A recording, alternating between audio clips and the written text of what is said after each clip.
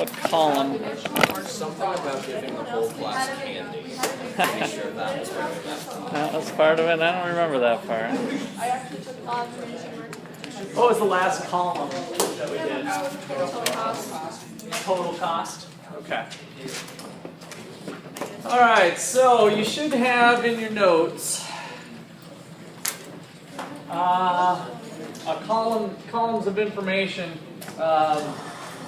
and I'm going to rewrite some of them, but probably not all of them. And so we had workers that were working for us, making hamburgers.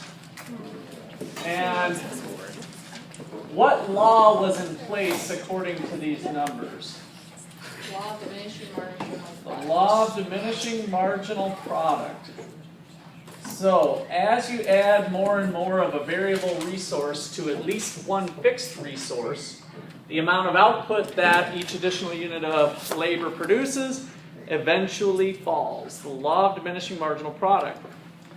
So the example we went through was pretending my tabletop here was a grill, and so there's a fixed amount of grill space, and you can imagine as we start to add more and more cooks to the process, eventually we start bumping into each other. There's a fixed amount of grills. We can only put so many hamburgers on the grill at one time, et cetera, et cetera. So we run into problems where we don't continue to get the same level of productivity from each extra worker. That eventually diminishes. And so that's captured here with our schedule goggles on how these numbers are falling. So the third worker adds 100 units, 100 hamburgers. The fourth worker adds 80. The fifth worker adds 60. And so the amount of product that's being added by each additional worker is falling. The law of diminishing marginal product. Okay, so then we did some more columns in between here. And we ended up having a total cost from the production. So I'm going to put ... You guys have the columns here already, hopefully. We had a total cost of 100, 200, 300, 400, 500, 600. The breakdown in between, the parts that you guys hopefully have in your notes from last time, is variable cost versus fixed cost. Now, how can you tell when you have a homework problem or a test question, how can you tell how much the fixed costs are here, even though I don't have a fixed cost column? So with just these three columns, imagine I just gave you this information. What are fixed costs? Costs that don't change. Total cost when labor equals zero, right? So check it out. We don't have any people, but yet we still have some costs. So what costs are those? Those are variable costs. Now, I want to be even a little bit more careful with that, Caleb, that we have no people, so then we have no product. So even when I make 0 hamburgers, I still have some costs. Those costs then are the fixed costs. So that kind of kicks off tables like that. That's a key point that you need to know that you might, it might hang you up if you don't have it, if you get a big schedule of numbers, not knowing that little piece. So that is a key point. So let's, it's worth it to write that one down. So key point, total cost equals total fixed cost when quantity equals 0.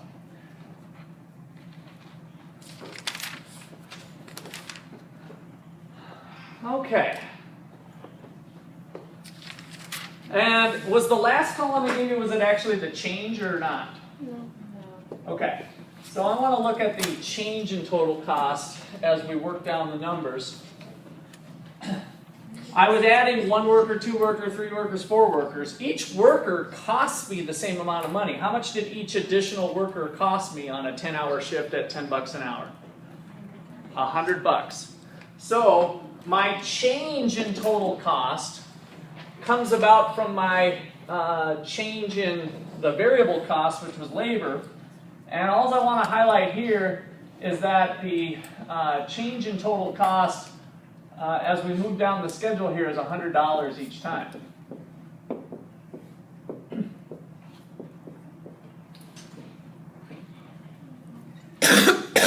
And the reason I want to highlight that is because our next column is kind of the granddaddy of all the columns in terms of econ, and that's looking at marginal costs. Marginal cost is the cost of an additional unit of output. The cost of an additional unit of output. And so it is how costs changed divided by the change in quantity. So with our equation goggles on, total cost, the change in total cost divided by the change in quantity. And now we get some much different results. Even though the costs were going up by 100 each time, if we now start to think about the extra burgers that are being made by these extra people in respect to the cost per unit, we get a different answer. And so marginal cost is the change in total cost divided by the change in quantity. So first number here, what is the marginal cost of the first 100 hamburgers on average, each burger, over this range of production?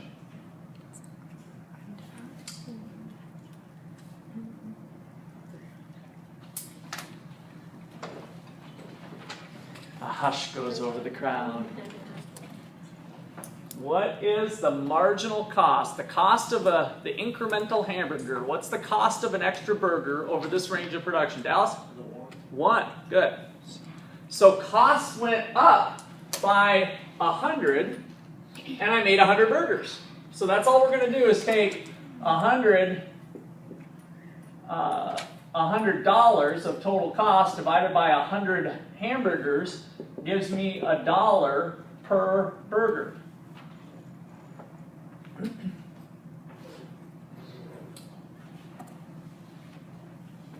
What about our next range? All right, so now we got a little aggressive here, right? The marginal product, again, I skipped that column, but you guys have it on your papers. The second person added 120 to the production process. And so the additional product was 120. The additional cost was still just $100.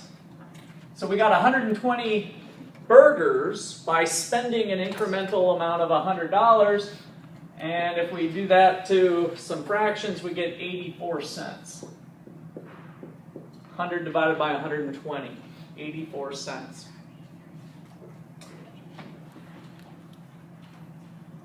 Marginal cost over this range of production. Back to $1. So again, cost went up by $100, and the third person helped create 100 more burgers. We're back to $1. But now the law of diminishing marginal product kicks in, right? So we had kind of some increasing returns here for a little bit, but eventually diminishing marginal product kicks in. And so over this range, production ramps up 80 burgers, still cost us 100 to make them, and so the extra burger is now running $1.25. 100 divided by 80.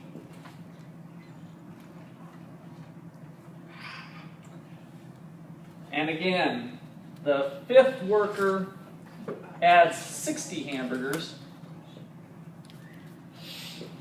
giving us a marginal cost of $1.67.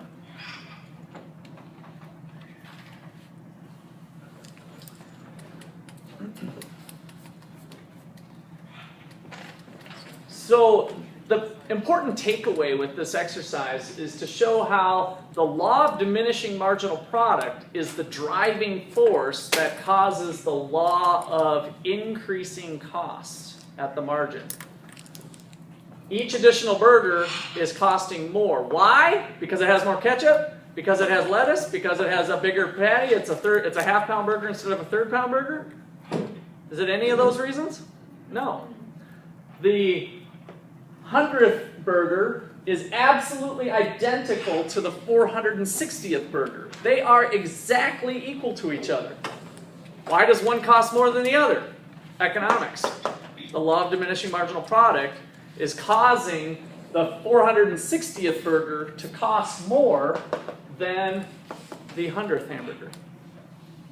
Okay? One of the top 3 of all econ concepts there. Law of diminishing marginal product leads us to this law of increasing cost. All right, questions or comments on that? All right, yes? That would just be the cost of producing the burger then? Is that what Here? Yeah. Yes, that's the cost of an additional hamburger. Okay. Yep. So over this range, and this is an important point to try to digest a little bit slowly here. Again, the 426th hamburger is somewhere in this range. And so we're estimating that the 426th burger cost us $1.67. Right?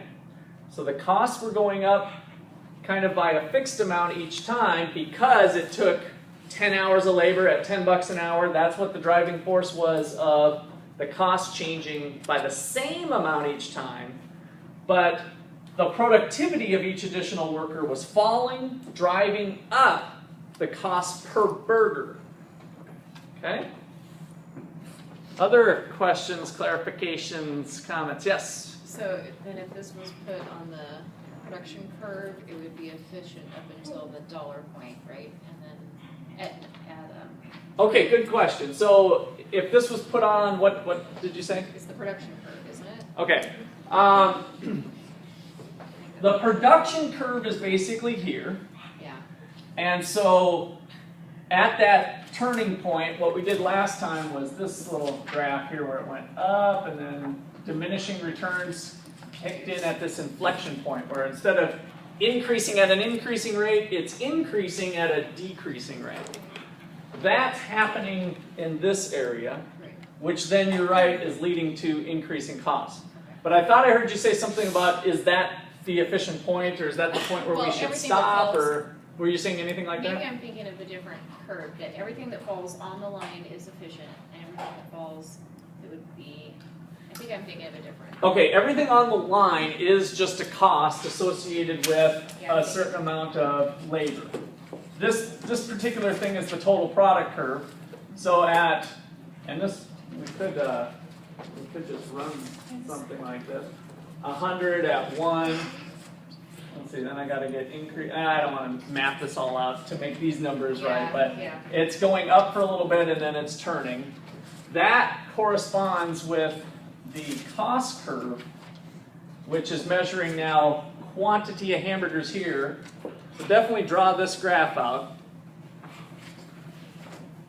Notice, always now start to pay attention. We're getting more complex. Always pay attention to what's being measured on the horizontal and the vertical axis, because that can change.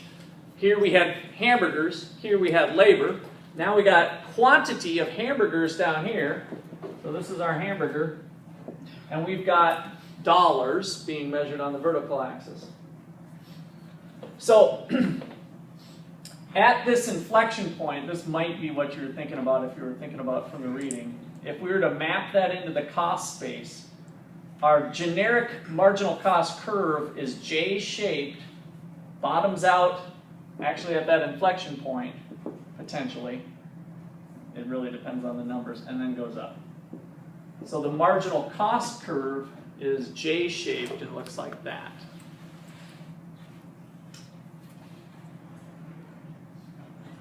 And we could map that out here if we go $1.84.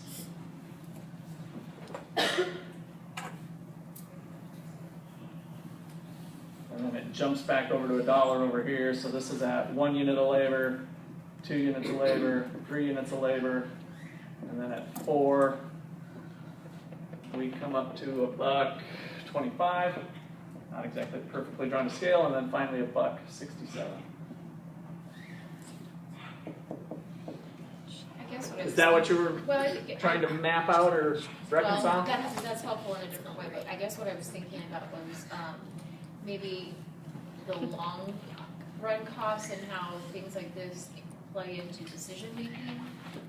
Okay, yeah, I'm getting there. We're not there yet. Alright. But yes, that's where we'll be taking this next. Okay, anything else? All right. So, since you brought that up, maybe we'll just jump right into that.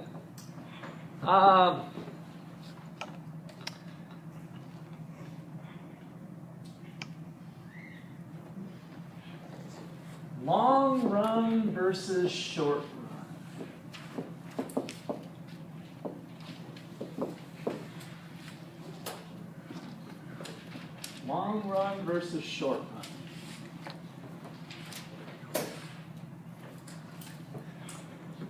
So, it's tempting to think about the long run. Well, that's some long amount of time. Again, we're talking about businesses here. So what's a long amount of time for a business? You know, is it a year? Is it 2 years? Have they been in business for 10 years? Is it a month? Well, that's a new business. That must be the short run, maybe. Well, it turns out not to be tied into time at all. So it really doesn't go into a fixed period of time in terms of a month, a day, a week, a year. And it varies by each business and each industry potentially. So the only thing we're saying about the short run and the long run is a period of time in which one factor of production is fixed. So the short run, SR, is a period of time in which at least one resource or factor of production is fixed.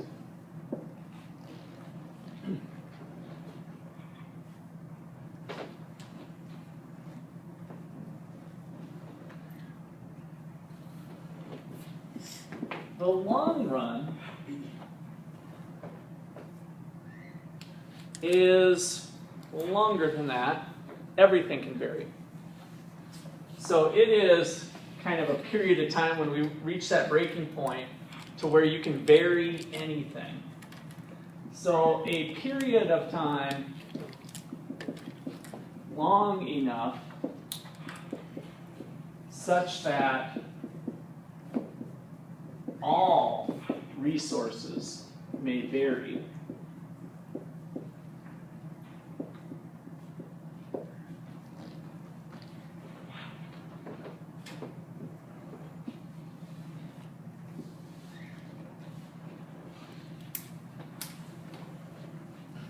So, let me give you an example.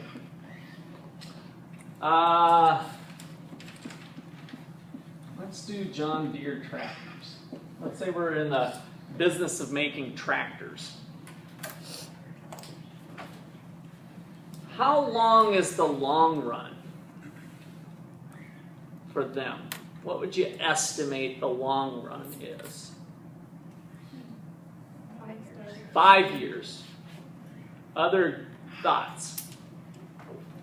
From when the company first started to now. No, I'm glad you brought that up. So not from the time that they started, so not the length of time, that would be their history, but we're looking for a period of time that's long enough that all resources may vary, that you have the opportunity to change anything in your plant, your production process.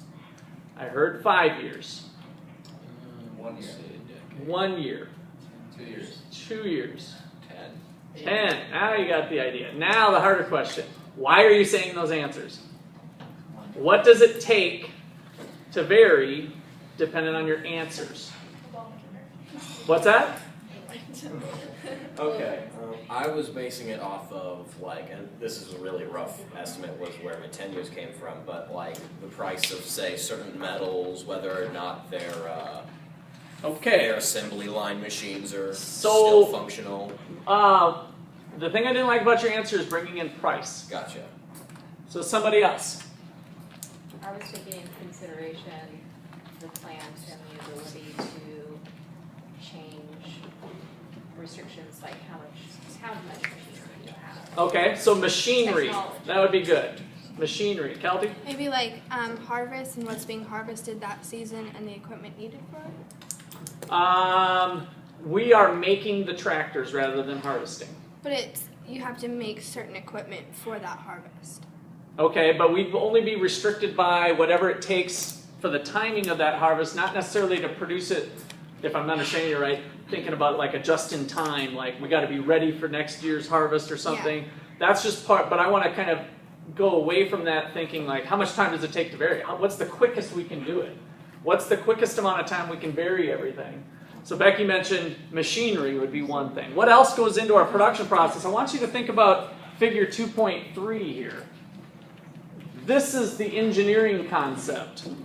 What are we making? Tractors. What goes into it? Land, labor, capital, entrepreneurship.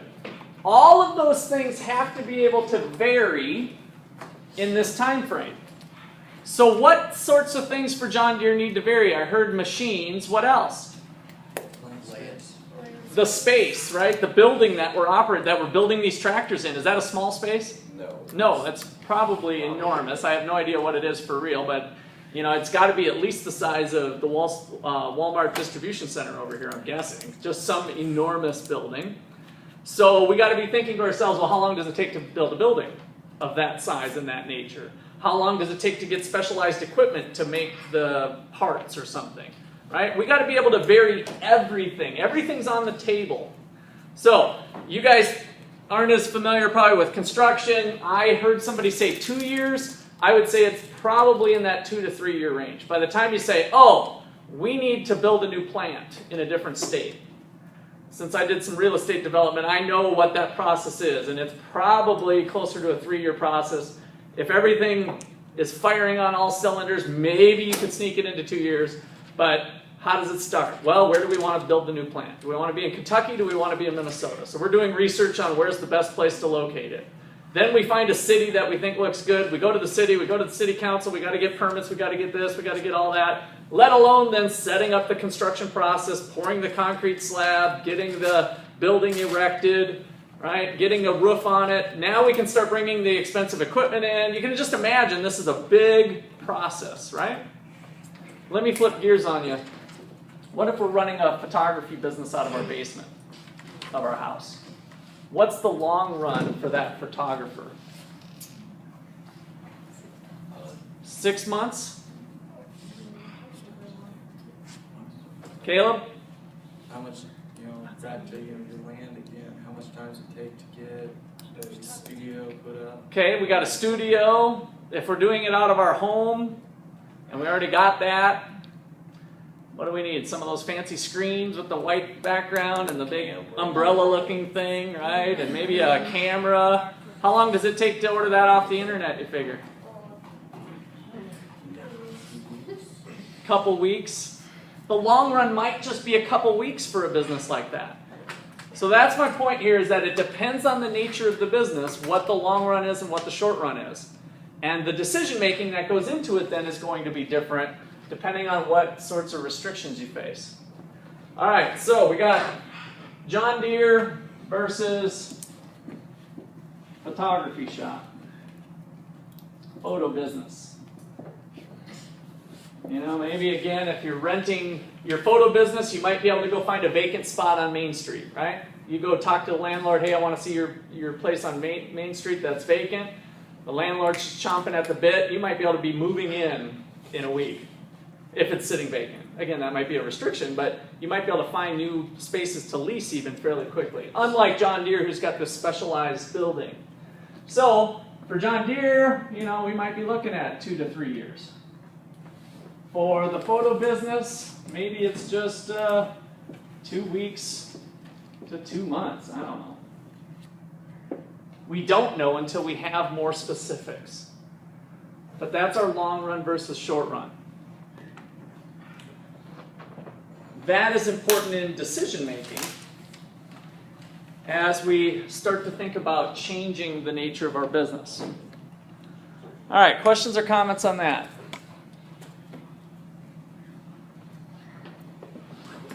Well, let's look at how that impacts our business.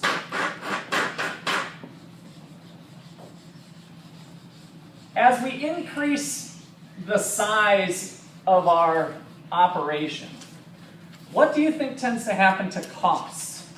They tend to go up or down. You know, you think about big companies that maybe started from being small companies. What do you think is likely the situation with cost as they start to ramp up the scale of production? They start to increase more output. Goes up. What's that? It goes up. It goes up, costs.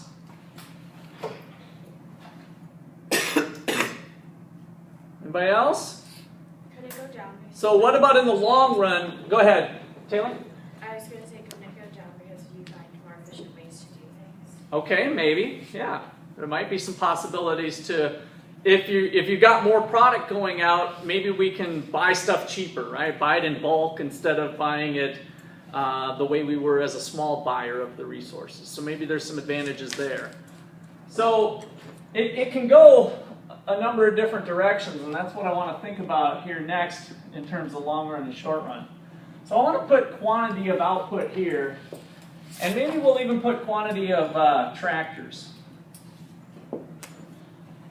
And then I want you to just draw some sort of average total cost curve. Remember, those are U-shaped in their basic, the basic look of those is this U-shaped curve. Now, what was going on at this minimum point that I'd like you guys to put a big fat dot? Where the bowl comes to the bottom. What was going on there? It's the point where the marginal cost is lowest. Good, that's where, not the marginal cost was lowest, but it was related to marginal cost, so your gut's taking you to the right spot, but it's not where marginal cost was the lowest. What was going on at that dot? Semester grade versus overall cumulative average. What was going on?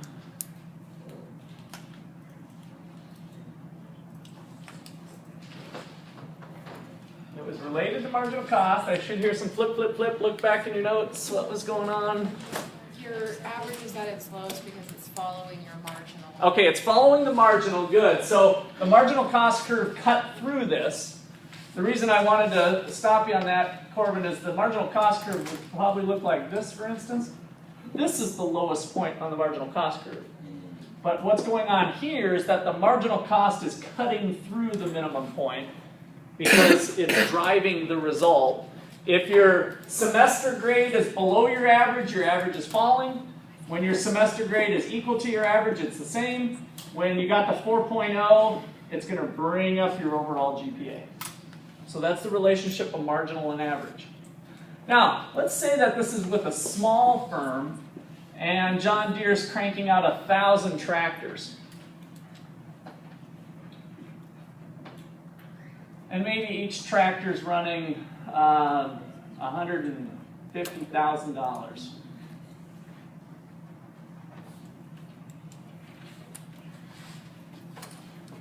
Now, as the economy starts to pick up, and maybe they're opening up into Russian markets or something, and there's more places to go, they start to get an order for, and this is 1,000 tractors a day on average, let's say. Let's say they get an order for 1,500 tractors.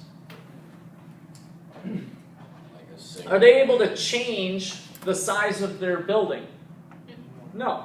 So they're stuck with that building, and they have their employees working overtime, and they have maybe to work longer hours. The machinery, instead of running 12 hours a day, is ramped up to 18-hour days or whatever. So they are ramping up production, but it's not the most efficient way to do it. So these extra tractors might be running $157,000. Now, if business stays accelerated, which they hope it does, and orders more consistently come in at 1,500 a day, 1,500 a day. Boy, it looks like things are going. I've studied the trends. It looks like the economy's good, blah, blah, blah. Then they need to maybe think, can we re-optimize our mix of capital and labor? Is there a bigger size building that would help facilitate this level of production? And so because they're operating kind of inefficiently at that building, they might have an opportunity to move into a new building that their engineers have determined, let's call it the medium-sized building.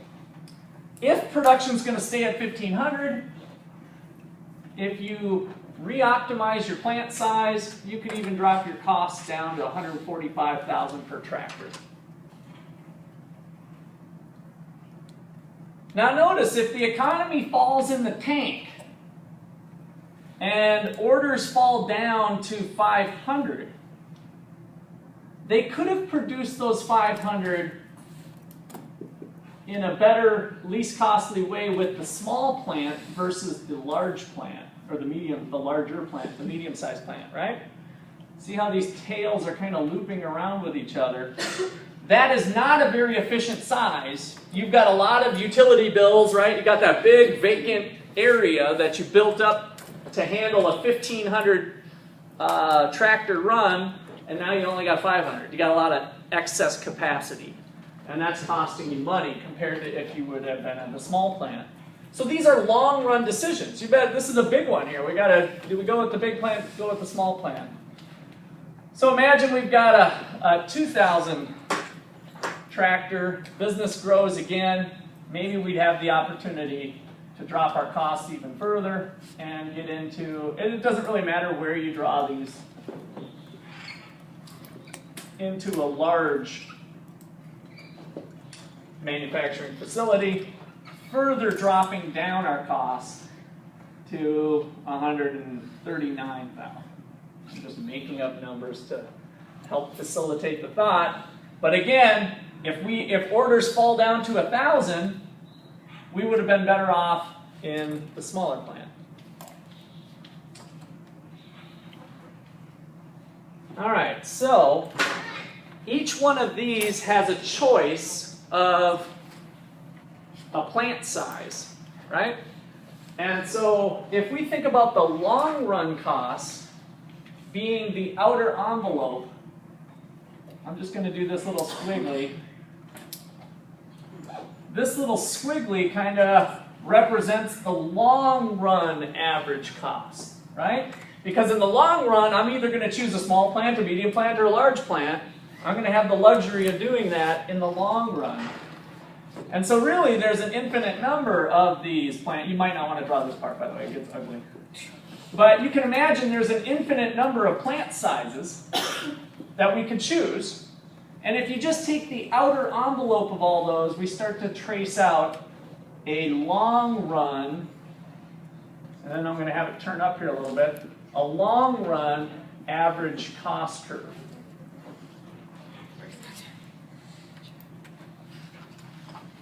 Just stick to your small, medium, and large. I think you'll get the point.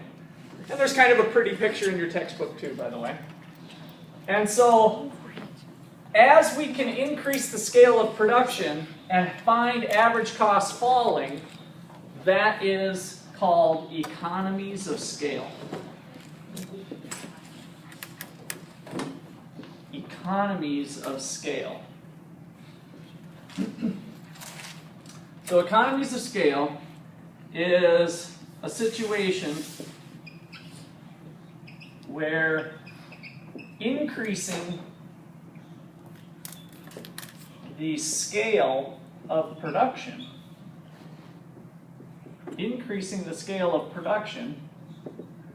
which parentheses is just an increase in Q, an increase in our output, an increase in the quantity, a situation where increasing the scale of production leads to a decrease in long run average total cost.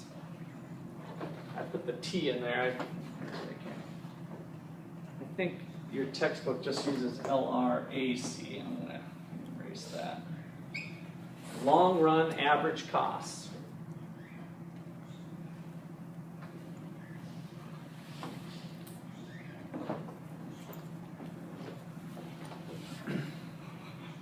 Okay, questions on that? This brings up an interesting thing with variable cost and fixed. how much are fixed costs in the long run? What are fixed costs in the long run?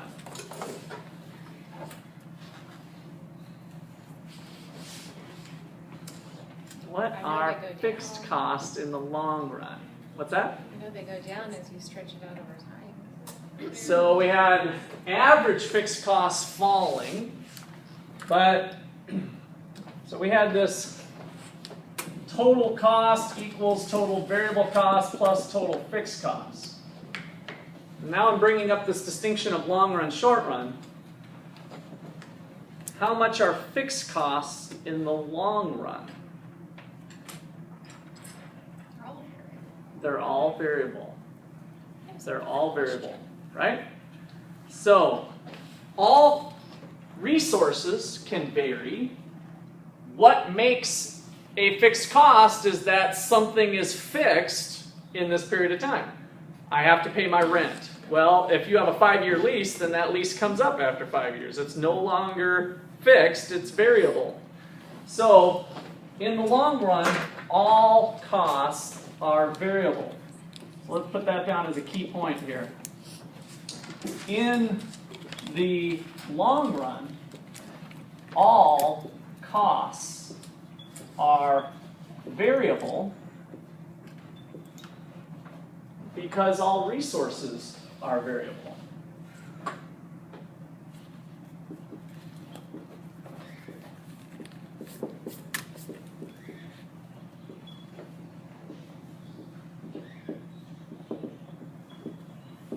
Restated a little bit differently, no fixed cost in the long run.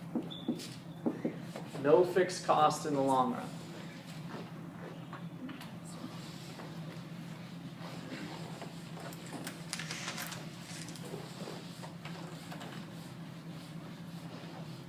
All right, so a couple things to clean up on to add to this graph. I have a This, question yes. before you do. Okay, so when the demand for more tractors went up, you said that you were building more factories, like different factories. Is that what you said? That's the story I was telling, yes. But I didn't show any of that. Okay. So I was just trying to motivate maybe some reasons why we want to increase tractor production. So yes, I told that, but that we didn't put a demand curve or anything into this. Yeah, that's Okay? So, and this is really just due to, well, a combination of factors. One is there's a connection in here to diminishing product, marginal product, which, by the way, is a short-run concept, because as you add more and more of a variable resource to at least one fixed resource, how many resources do we have fixed in the long run? 0. So the law of diminishing marginal product is a short-run concept. So that one's short-run, and that part of what allows us to possibly lower cost, because it's really not subject to the law of diminishing marginal product. Now, that can be argued a little bit differently if we have, I kind of shorten this one up, you guys, I think, still have your tail going up. We can see possibly long-run average costs turning up, which in some ways doesn't make sense, but it's a theoretical possibility that we like to include. And some companies run into a management constraint. So imagine as a company gets bigger and bigger. It started off as a little mom and pop shop. You had the entrepreneur, small business person that was running the show, and they were there daily, and they could keep on top of stuff and see how it goes. Then they opened up another store in a different city. And then they opened another store. It's before you know, we've got 4 stores in 4 cities. Can that single mind manage effectively all of those stores at the same time, the same way they could do when they were right on top of it? No. Not likely. It's at least a possibility that they can't do that. And then as we start to add in, well, I'm vice president of Ottawa, and I'm vice president of the Lawrence store, and we start to create the corporate hierarchy at some point, we might lose some of that effectiveness that we had when we were a small shop. Now, part of that could be countered by other factors entering in. Again, there's a lot of cost involved here. We don't know all the dynamics, if they're able to buy volume discounts on resources and steel and all of that. So we got a number of different things moving around, but it's at least theoretically possible. If we divide this where this tipping point is, this would be the region of diseconomies of scale. Diseconomies of scale, and this region, of course, here, where long run average cost is falling, is economies of scale. I'm just going to kind of write it big, but when average costs are falling because of an increase in scale, we get economies of scale. Okay, good. Other comments or questions there?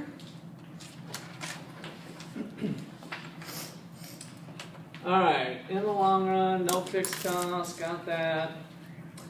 All right, so last concept with this material.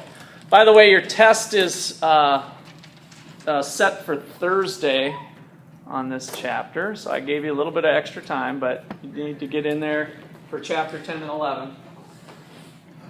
The last thing we're going to look at is returns to scale, which is very close to economies of scale. That's why I like to put it in this spot here.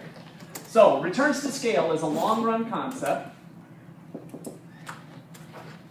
It does not deal with cost. So this is a physical / we talked about engineering concept. And it's pretty simple. The first one I want to show you is constant returns. I'm going to put RTS here for returns to scale. Constant returns to scale.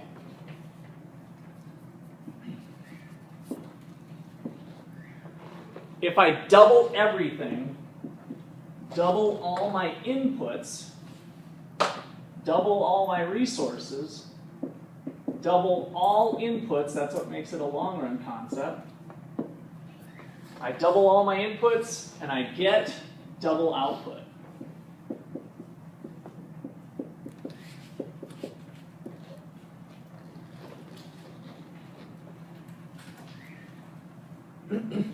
That would be a lot of people would be thinking like McDonald's chain. If I open up a new McDonald's, what's my productivity going to be like? Well, if I double the store, I double this, I double the labor, I double the amount of burger, I double the fries, I double the deep fryers, everything, the whole shop is just replicated somewhere.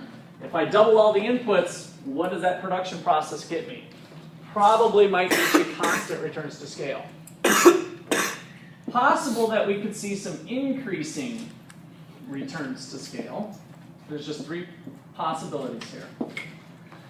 Double all the inputs, you get more than double output. And finally, decreasing returns. All we're covering is the 3 possibilities of this engineering concept of combining resources. Now we double all the inputs and we get less than double.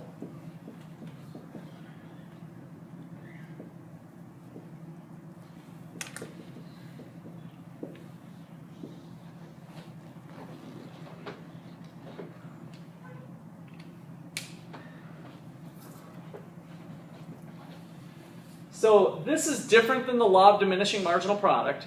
That's why we call it returns to scale, because we're able to change everything. So that's the variable that's different. But this can influence this. Think about what's going on. If I double all my inputs and I get increasing returns to scale, I get more than double output because of some efficiencies like somebody was saying, Taylor or somebody. So because of some efficiencies going on, I get more than double output. That's going to help with my cost. My cost, in theory, might double, but I get more than double output. That's a good deal. And that might cause my cost per unit, per tractor, to fall. Okay, let's call it a day there. That wraps up all of chapter 11. We'll be getting into perfect competition, chapter 12, next time.